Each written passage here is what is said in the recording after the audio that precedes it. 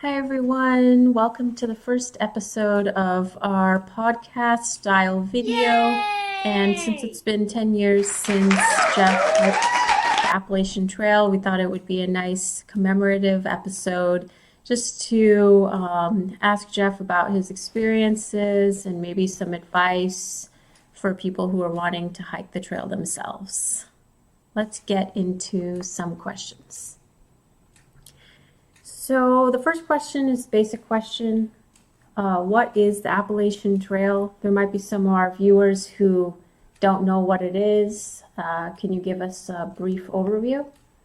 Yeah, it's a footpath, runs about 2,200 miles from Mount Katahdin up in Maine, northern Maine, down to Springer Mountain in Georgia, passes through 13 or 14 states, I forget, along the way, and hiked by, well, if you listen to it's hiked by, well, thousands and thousands of people hike sections or visit it, and a couple hundred people through hike it or section hike or finish their section hikes every year.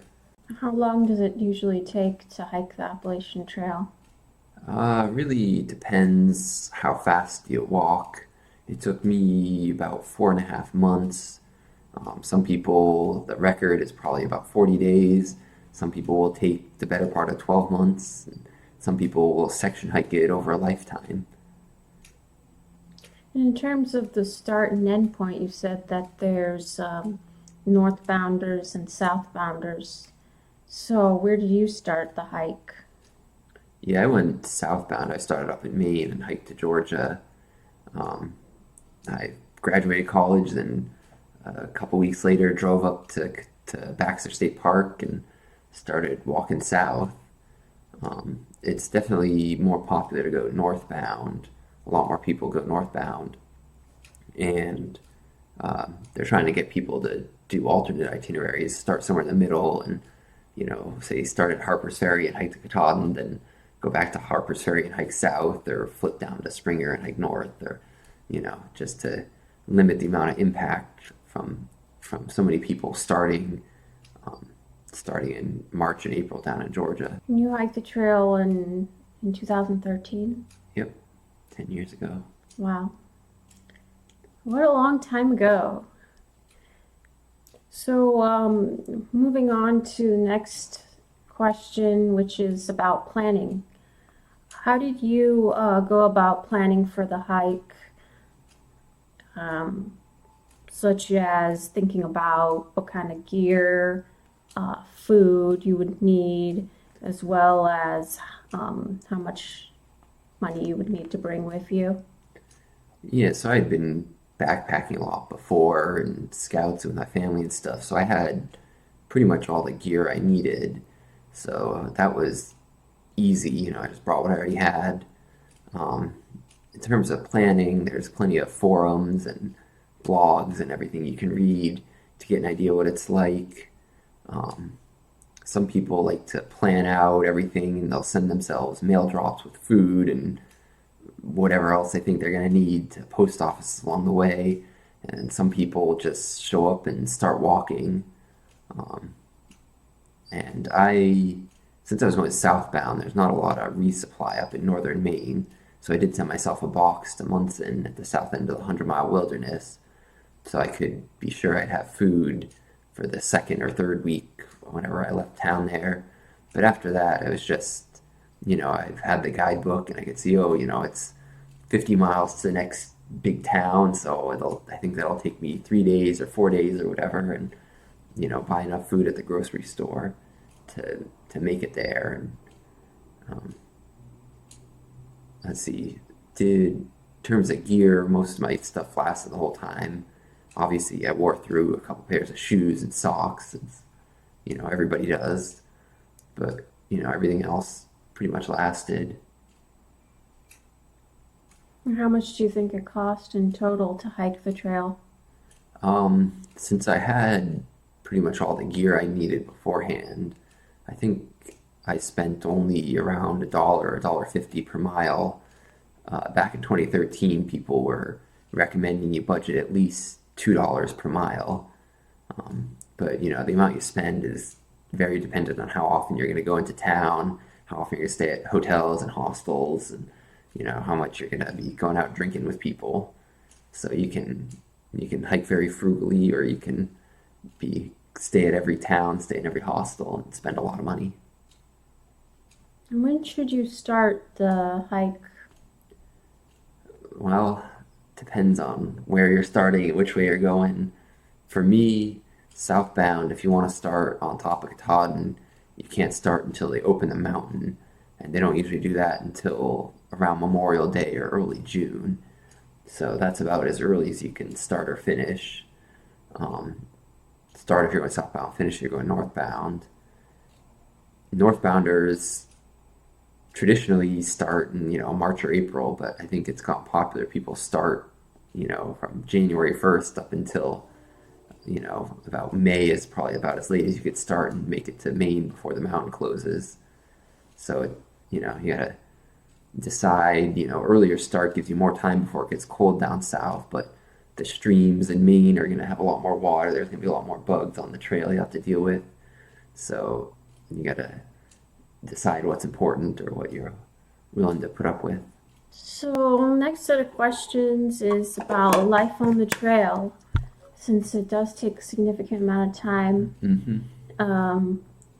Can you give us a little bit of idea of the sleeping situation along the trail and where you typically, would use the bathroom and things like that? Yeah, so on the AT, there's a lot of shelters that are every couple miles, every 10 miles maybe on average. And you can stay at those, and a lot of people either stay in the shelter or they'll stay near the shelter if it's full. So I did that a lot.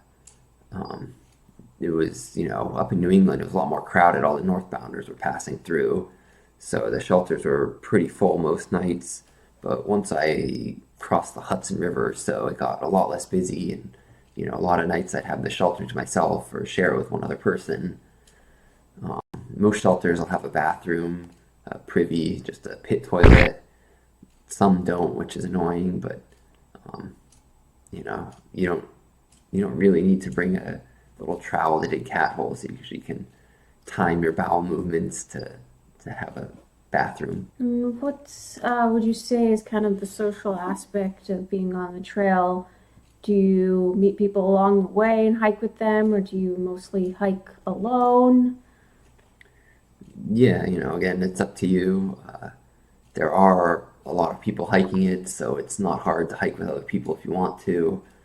Um, you know, I hiked by myself, or not in a group or whatever, until Southern Virginia. So, there would be times when somebody would be hiking about the same speed and you'd see the same person for a couple nights or a week or two. But then, you'd take a day off or they'd take a day off, or you'd want to do a long day and they wouldn't. And then you just, you wouldn't see them again until they caught up or you caught up, whatever. Um, you know, Down the last couple hundred miles, I hiked with another guy, Pivot Dude, and we were going about the same speed. But even then, some days I would get up early and be in the mood to start hiking, so I just get up and go, and he'd catch up to me later, or he'd not want to stay in the shelter, and I would, so he'd go into town, and I'd meet him later. So it's pretty flexible if you want it to be, or you can, um, you know, if you're start out with someone, you can stay with them the whole way if you want to. And as we know, a big part of hiking the Appalachian Trail is the mental aspect of the hike, apart from the physical, of course. How hmm do you think that you dealt with the mental aspect of it? you just gotta know what you're getting yourself into, and know why you want to hike the trail, so that when it's cold and rainy and you got to get out of your sleeping bag and put on your wet clothes and go hike in the rain again, that you can, get up and do that. Physically, if you can get through the first couple of days, you'll be fine for the rest of the trail. It's just, mentally getting up every day and walking another 15 miles. Um, so there's books and guides and stuff to help you prepare for that if you think you need help. So, yeah. And then just to add to that, what do you think was the most challenging part of hiking the trail? Like the most challenging section or just in general? Yeah, maybe we can do most challenging physically and the most challenging mentally, if you have two examples. Well, I mean, physically, I just remember there were a number of spots where, especially in Maine, since it rained a lot more when I was up there, where it's just like slabs of rock that you had to go down, and they were just wet and slippery, and it was steep and just a challenge to get down without taking a tumble. Um, Going up stuff like that's easier. Um, Mentally, um, I don't know. There were just, some mornings when it's cold or wet and you just don't want to get out of your sleeping bag. But, it's like, well, I only have 2 days of food and it's going to take me 2 days to get to town. So if you don't get out, you're going to be hungry and you got to force yourself to get up and get going. And then what was your favorite part of hiking the trail? Oh, there's a lot of nice sections. I grew up in New Hampshire, so the White Mountains was a favorite for me. Down south, the Roan Highlands was really nice. The day we hiked up there was like the end of a storm, so the clouds were blowing out, and it was the evening, and the sun was setting, so it was a very dramatic sunset. And got to the Over Mountain Shelter, which is an old barn that has been turned into a shelter. And then the next day was one of those beautiful fall days, and all the leaves were beautiful colors, and hiking across the bald, so you get the views, and it was really nice. Did you have any interaction with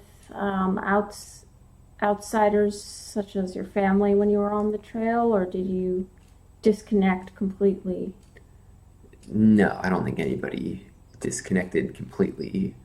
Um, I have some relatives who live in Pennsylvania, and so, like my grandparents came one day and met me on the trail and took me out to lunch and dropped me off, and my parents flew down to Virginia and met me, and, was able to leave my heavy backpack in the hotel room and just hike with a day pack for a day, which is a nice change. And this in 2013, it was before smartphones were so ubiquitous, so I only had a flip phone. But in town, I'd call home every week or two and talk to my parents, and um, you know, go to libraries and update my blog with whatever, type up the stuff I'd written in my journal and check email or whatever. So you don't. I'm sure there's long sections these days that have good cell service. Um, Especially Stay probably connected. my guess is the Mid Atlantic is probably well connected, and some of the higher ridges are not as much. But it's who knows? It's been a long time since I've been there. And then just to close out, what advice would you give to someone who is planning on hiking the trail? Do they need to train? Do they need backpacking experience? A lot of people think that you do. Um, I mean, backpacking experience would certainly help, but you can figure it out as you go. I'm sure people have done that before. In terms of training, if you're, reasonably in shape, if you can go on day hikes, then you can just take it easy at the beginning and get into shape as you hike. And, um, I definitely took it easier when I was up in the 100-mile wilderness. I'm sure I could have gotten through that in fewer days, but I didn't want to hurt myself by overdoing it in the first week. So I took it easy, and I got to Munson and took a 0 day just to rest and dry out and stuff. So you just gotta listen to your body, and if everything hurts, do an easy day, and if you're feeling good, then why not go another 10 miles? So Yeah, your body will tell you what it needs. There's also section hiking, right? You don't have to do, if you don't think you want to do through hike all at once, you can do sections at a time. And, Yeah, I think that's a little less intimidating, at least when I think about it. yeah, I mean, I met a lot of teachers in June and July who were out for a month. They had 30 days or whatever over the summer, and they were gonna hike a couple hundred miles and just hike the trail over a couple years doing it that way. And if you really don't like backpacking, there's enough car access, you could do it as a bunch of day hikes if you like to drive a lot. And I know that you kept a journal during your time. Do you recommend that people document their experience? And how do you think that helped you kind of get through some of those days too, being able to reflect? And is that something you would recommend? I don't know. I think it depends on the person. Um, at the time, it was just something to do, I guess. But here 10 years later, it's nice that I have it and it's typed up and I can flip through and say, oh, this is what I was doing on that day, or read through and, oh, yeah, I forgot about doing that or doing this and stuff like that. Because, stuff slips your mind as it gets farther away. So it's fun to be able to look back and see what I did. Yeah, it is. It's interesting also for other people who maybe didn't know you at the time to be able to see a little bit about or read about the experience and get a better understanding of your time on the trail. And Jeff does have his blog, recounting his experience, and we'll link that below. And you can also follow along on Instagram. Jeff's been posting almost every day, recounting the experience 10 years later. Is there anything else you want to say to viewers? Maybe a funny story to close it out? Oh, I was gonna say, if you're considering hiking the trail, I would highly recommend it. It's definitely worth doing. So, yeah. Okay. Well, thank you all for joining us for this special podcast-like episode. Maybe we'll continue it on, but we figured that it was a big event, 10 years since hiking the trail, and since we made a lot of new friends on here along the way, we wanted to share this kind of life experience that Jeff has had. And we hope to stay connected with you all. Have a great morning, evening, night, wherever you are.